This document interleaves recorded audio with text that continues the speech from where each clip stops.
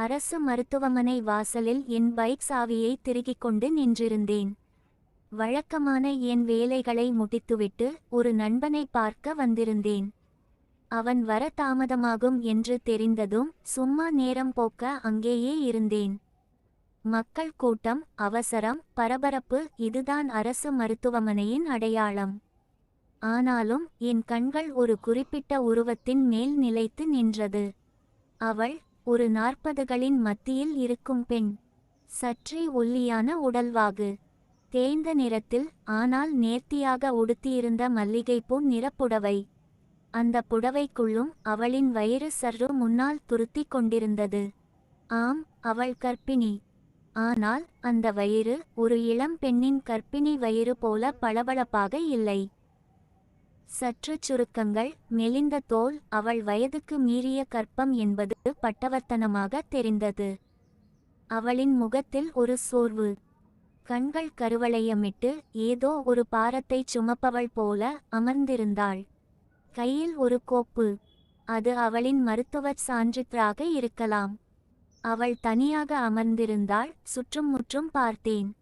யாருமே அவளுடன் இல்லை. ஒருவேளை கணவர் வேலைக்குச் சென்றிருப்பாரோ, குழந்தைகள் பள்ளிக்கோ? மனதுக்குள் 1000 கேள்விகள் ஓடின. அந்த சோர்வான முகமும் தனியாளாக அவள் அனுபவிக்கும் வலியும் என்னை ஏதோ செய்தது. அவள் முனகுவது போலிருந்தது. இடுப்பை பிடித்துக்கொண்டு சற்றே அசைந்தாள். முதுகில் ஏதோ வலி இருப்பது போல தெரிந்தது. சற்றே தயக்கத்துடன் அவளருகே சென்றேன். அம்மா, என்னாச்சு? ரொம்ப வலிக்குதா என்று கேட்டேன். அவள் நிமிர்ந்து பார்த்தாள். அவளின் கண்களில் ஒரு கலக்கம். ஆமாம்பா, இடுப்பு வலி தாங்க முடியல. மாசாமாசம் செக்கப்புக்கு வரணும்னு டாக்டர் சொன்னாங்க. ஆனா இந்த வயசுல இடுப்பு வலி ஒரு பக்கம், இந்த வயிற்று வலி ஒரு பக்கம், ரொம்ப கஷ்டமா இருக்கு என்றாள் மெல்லிய குரலில். அவளின் குரலிலும் ஒரு நடுக்கம். நான் அவளருகே அமர்ந்தேன். தனியாதான் வந்தீங்களா? வீட்டுல யாரும் இல்லையா என்று கேட்டேன். அவளின் முகத்தில் ஒரு சிறு புன்னகை தவழ்ந்தது. அது சந்தோஷ புன்னகை இல்லை, கசப்பான புன்னகை. யார் இருப்பாங்கப்பா? புள்ளைங்க எல்லாம் பெரியவங்க ஆகிட்டாங்க. அவங்களுக்கு அவங்க வேலை. இவரு என்று அவள் நிறுத்தினாள். அவரு குடிகாரர். இந்த வயசுல எதுக்கு புள்ளன்னு நானும் எவ்வளவு சண்டை போட்டேன், கேட்கல. இப்போ நான் படுற கஷ்டம் அவருக்கு எங்கே தெரிய போகுது என்றாள். அவளின் வார்த்தைகளில் ஒரு நீண்ட சோகம் இழையோடியது. ஓ, அப்போ உங்களுக்கு ஏற்கனவே குழந்தைங்க இருக்காங்களா? ஆமாம்பா, 2 பேரு, ஒரு பொண்ணு ஒரு பையன். 2 பேருமே கல்யாணம் பண்ணி போயிட்டாங்க. இப்போ இந்த வயசுல இத்தனை வருஷம் கழிச்சு திரும்பவும் இடுப்புல ஒண்ணு. என்ன சொல்லுறதுன்னே தெரியல என்றாள். அவளின் கண்களில் நீர் திரண்டது. இந்த வயித்துல இருக்க குழந்தைக்கும் எங்க புள்ளைங்களுக்கும் வயசு வித்தியாசமே நிறைய இருக்கும் என்றாள். அப்படியா? அப்போ உங்களுக்கு வயசென்ன இருக்கும்? 48 ஆகுதுப்பா. இந்த வயசுல மறுபடியும் கர்ப்பம். வயிறு பெருசாயிட்டே இருக்கு. முதுகுல ஒரு பக்கம் வலி. வயிறு பெருசாக பெருசாக நடக்கவே முடியல. இந்த மாச செக்கப்புக்கு வரணும்னு சொன்னாங்க, அதான் கஷ்டப்பட்டு வந்தேன். அவள் பெருமூச்சு விட்டாள். அவளின் நிலை எனக்கு வருத்தத்தை அளித்தது. சரி, உங்களுக்கு ஏதாவது உதவி வேணுமா? நான் இங்கதான் இருக்கேன். ஃபார்ம் ஃபில் பண்ணவோ டாக்டரை பார்க்கவோ என்று கேட்டேன். அவள் தயங்கினாள். இல்லப்பா, நீங்க ஏன் கஷ்டப்படணும்? நான் பார்த்துக்கிறேன் என்றாள். பரவாயில்லைம்மா, எனக்கு இப்போ வேலை ஒன்னும் இல்ல, சும்மாதான் இருக்கேன். நீங்க ரொம்ப கஷ்டப்படுற மாதிரி தெரியுது. நான் வேணும்னா கூட வரேன் என்றேன். என் பேச்சில் இருந்த உண்மையான அக்கறையை உணர்ந்தாள் போல. சரிப்பா, ரொம்ப நன்றி என்றாள். மெதுவாக எழுந்தாள். அவளின் ஒவ்வொரு அசைவிலும் வலி தெரிந்தது. இடுப்பை பிடித்துக்கொண்டு மெதுவாக நடந்தாள். நான் அவளுக்கு துணையாகச் சென்றேன். அவள் கையில் இருந்த கோப்பை வாங்கிக் கொண்டேன். மருத்துவமனையின் நடைபாதையில் மெதுவாக நடந்து டாக்டர் அறைக்குச் சென்றோம். அங்கே வேறு சில கர்ப்பிணி பெண்களும் அவர்களுடன் வந்த கணவர்களும் சிரித்து பேசிக்கொண்டிருந்தனர். அவள் தனியாக சோர்வாக நின்றிருந்தாள். அதை நான் கவனித்தேன். அவளின் முகத்தில் ஒருவித வெட்கம், அவமான உணர்வு கூட இருக்கலாம். இந்த வயதில் கர்ப்பமாக இருப்பது அவளுக்கு ஒருவித சங்கடத்தை அளித்திருக்கலாம். நான் அவளருகில் நின்று கொண்டேன். அவளின் கையை மெதுவாக பிடித்தேன். பயப்படாதீங்கம்மா, எல்லாம் நல்லபடியா நடக்கும் என்றேன். அவளின் கையை தொட்டதும் அவளின் மெலிந்த உடலிலிருந்து ஒருவித மின்சாரம் பாய்ந்தது போல உணர்ந்தேன். அவள் என் கையை பிடித்தாள். அவளின் கை சில்லென்று இருந்தது. டாக்டரை சந்தித்து தேவையான பரிசோதனைகளை முடித்து மருந்து சீட்டை வாங்கினோம். அம்மா, நீங்க நல்லா ஓய்வு எடுக்கணும். இந்த இடுப்பு வலிக்கு சூடான எண்ணெய் தேய்த்து விட்டால் கொஞ்சம் பரவாயில்லை. அதிக நேரம் நிற்கவோ நடக்கவோ கூடாது என்று டாக்டர் அறிவுறுத்தினார். அவள் பெருமூச்சு விட்டாள். வீட்டுல யாருப்பா தேய்ச்சு விடுறது? நான் தான் எல்லாம் பார்த்துக்கணும் என்றாள். மருத்துவமனையிலிருந்து வெளியே வந்தோம். வெயில் மண்டையை பிளந்தது.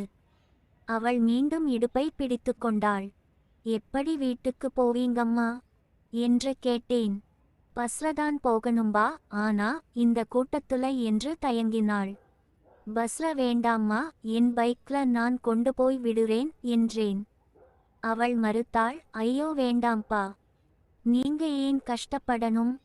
அப்புறம் நான் வீட்டுக்கு போனா இவர் ஏதாவது கேட்டா என்றாள். யாரும் எதுவும் கேட்க மாட்டாங்கம்மா. நான் ஒரு உதவிதான் செய்யறேன். நீங்க இந்த நிலையில பஸ்ல போனா ரொம்ப கஷ்டப்படுவீங்க. வாங்க, நான் கொண்டு போய் விடுறேன் என்று வற்புறுத்தினேன். அவளின் முகத்தில் ஒரு தயக்கம். ஆனால் அவளின் உடலின் வலி என் வற்புறுத்தலுக்கு அடிபணிந்தது. சரிப்பா, ரொம்ப நன்றி என்றாள். என் பைக்கை நோக்கி நடந்தோம். பைக்கில் அமரவும் சிரமப்பட்டாள். அவளின் கர்ப்பமான வயிறு அவளுக்கு இடையூறாக இருந்தது. மெதுவாக அவளை பைக்கில் அமரச் செய்தேன். அவள் என் முதுகில் சாய்ந்து கொண்டாள். அவளின் மெலிந்த ஆனால் சற்று பெருத்த வயிறு என் முதுகில் உரசியது. ஒருவித புதிய உணர்வு என் மனதுக்குள் ஓட்டியது. இந்த வயதில், இந்த உடல்நிலையில் இவ்வளவு கஷ்டப்படும் ஒரு பெண்ணின் அருகாமை ஏதோ ஒருவித சலனத்தை ஏற்படுத்தியது. பைக் மெதுவாக நகர ஆரம்பித்தது. அவளின் வீடு மருத்துவமனையிலிருந்து சுமார் 5 கிலோமீட்டர் தூரத்தில் இருந்தது. பைக் குண்டும் குழியுமான பாதைகளில் செல்லும்போது அவள் என் முதுகில் இன்னும் இறுக்கமாக பற்றி கொண்டாள். அவளின் மெலிந்த கைகள் என் இடுப்பை சுற்றி கொண்டன. அவள் பயத்தில் பற்றி கொண்டாளா அல்லது என் அருகாமையில் ஒருவித ஆறுதலை தேடினாளா என்று எனக்கு தெரியவில்லை. அவளின் வீட்டை அடைந்தோம். ஒரு சிறிய பழைய ஓட்டு வீடு. வாசலில் 2 சைக்கிள்கள் நின்றன. யாரோட சைக்கிளம்மா இது என்று கேட்டேன். என் பையனோடதும் என் புருஷனோடதும் என்றாள். அப்போ உங்க பையன் வீட்டுல இருக்கானா என்று கேட்டேன். இல்லப்பா, அவன் இப்போதான் வேலைக்கு போயிருப்பான். சைக்கிள் இங்கதான் இருக்கும். என் புருஷனும் சாயந்திரம் வருவார் என்றாள். பைக் நின்று நிதானித்ததும் அவள் மெதுவாக இறங்க முயன்றாள். அவளின் வயிறு என் பைக்கின் டேங்கை உரசி அவள் அசைவதற்கு சிரமப்பட்டது. நான் அவளுக்கு துணையாக அவளின் இடுப்பை பிடித்து கொண்டு இறக்கிவிட்டேன். அவளின் உடலில் இருந்து ஒருவித பூச்சணிக்காய் வாசனை, வியர்வை கலந்த ஒரு நாற்றம் வீசியது. அது எனக்கு அருவருப்பாக தோன்றவில்லை. மாறாக, இந்த வயதில் இத்தனை சிரமங்களுக்கிடையில் ஒரு உயிரை சுமக்கும் அவளின் உடல் ஒரு புனிதமான கோயிலாகவே தோன்றியது. ரொம்ப நன்றிப்பா, இங்க வரைக்கும் வந்து இறக்கிவிட்டீங்களே என்றாள் மெல்லிய குரலில். அவளின் முகம் சோர்வாக இருந்தாலும் கண்களில் ஒருவித நன்றியுணர்வு தெரிந்தது. பரவாயில்லைம்மா, உங்களுக்கு இப்போ எப்படி இருக்கு? வலி கொஞ்சம் குறைஞ்சிருக்கா என்று கேட்டேன். அவள் பெருமூச்சு விட்டாள். இல்லப்பா, பைக்ல வந்ததால உடம்பு இன்னும் கொஞ்சம் வலிக்குது போல. இடுப்பு இன்னும் பிடிச்சுக்கிட்டு இருக்கு என்றாள். அவள் மீண்டும் இடுப்பை பிடித்துக்கொண்டு சற்றே குனிந்து நின்றாள். அவளின் நிலை எனக்கு வருத்தத்தை அளித்தது. டாக்டரின் வார்த்தைகள் என் நினைவுக்கு வந்தன. இடுப்பு வலிக்கு சூடான எண்ணெய் தேய்த்து விட்டால் கொஞ்சம் பரவாயில்லை. அம்மா, டாக்டர் இடுப்பு வலிக்கு எண்ணெய் தேய்க்க சொன்னாரே, நீங்க வீட்டுல யாருன்னு சொன்னீங்க, அப்போ இப்போதைக்கு யாரும் இல்லையா என்று கேட்டேன். அவள் தலையசைத்தாள். ஆமாம்பா, என் பையன் இப்போதான் வேலைக்கு போயிருப்பான், ராத்திரிதான் வருவான். இவரு ராத்திரி குடிச்சுட்டு வருவார். யாருப்பா எனக்கு எண்ணெய் தேய்ச்சு விடுறது? நானேதான் எல்லாம் பார்த்துக்கணும் என்றாள். அவளின் வார்த்தைகளில் ஒருவித தனிமையும் விரக்தியும் கலந்திருந்தது. என் மனதுக்குள் ஒரு எண்ணம் தோன்றியது, ஒருவித துணிச்சலான எண்ணம். ஆனால் அவளின் வலியை கண்டதும் அந்த எண்ணம் நியாயமானது போல தோன்றியது. அம்மா, நான் வேணும்னா உங்களுக்கு எண்ணெய் தேய்ச்சு விடட்டுமா? எனக்கு எண்ணெய் தேய்க்க நல்லா வரும். நான் அடிக்கடி என் அம்மாவுக்கு தேய்ச்சு விடுவேன். ஒரு 10 நிமிஷம் தேய்ச்சு விட்டா கொஞ்சம் வலி குறையும் என்று கேட்டேன். என் வார்த்தைகளில் ஒருவித தயக்கம் இருந்தாலும் அவளின் முகம் சற்றே நிமிர்ந்தது. அவள் என் முகத்தை உற்று பார்த்தாள். ஒருவித கேள்வியும் ஆச்சரியமும் அவள் கண்களில். ஐயோ வேண்டாம்பா, நீங்க ஏன் கஷ்டப்படணும்? அப்புறம் நான் வீட்டுல தனியா இருக்கும்போது ஒரு ஆம்பள பையன், அதெல்லாம் வேண்டாம்பா என்றாள் ஒருவித கலக்கத்துடன். அவளின் குரலில் ஒரு தடுமாற்றம். அம்மா, நான் உங்களுக்கு ஒரு உதவிதான் செய்யறேன், வேற எதுவும் இல்ல. நீங்க படுற கஷ்டத்தை பார்த்தா எனக்கு மனசு கேட்கல. இந்த வயசுல இந்த நிலைமையில நீங்க தனியா கஷ்டப்படுறீங்க. நான் ஒரு அண்ணன் மாதிரி, தம்பி மாதிரி உங்களுக்கு ஒரு உதவிதான் செய்யறேன். அப்புறம் டாக்டர் சொன்னது மாதிரியே சூடான எண்ணெய் தேய்ச்சு விட்டா இடுப்பு வலி கொஞ்சம் குறையும். நீங்க வேணும்னா வீட்டுக்குள்ள போய் கதவை மூடிட்டு உட்காருங்க. நான் வாசல்ல நிக்கிறேன். நீங்க சரின்னு சொன்னா நான் உள்ள வந்து எண்ணெய் தேய்ச்சுட்டு உடனே கிளம்பிடுறேன். யாரும் ஒன்னும் கேட்க மாட்டாங்க என்று அவளை சமாதானப்படுத்த முயன்றேன். என் வார்த்தைகளில் ஒருவித உறுதி இருந்தது. அவளின் பாதுகாப்பை நான் உறுதிப்படுத்துவது போல பேசினேன். அவள் சற்றே யோசித்தாள். அவளின் கண்களில் ஒருவித போராட்டம் தெரிந்தது.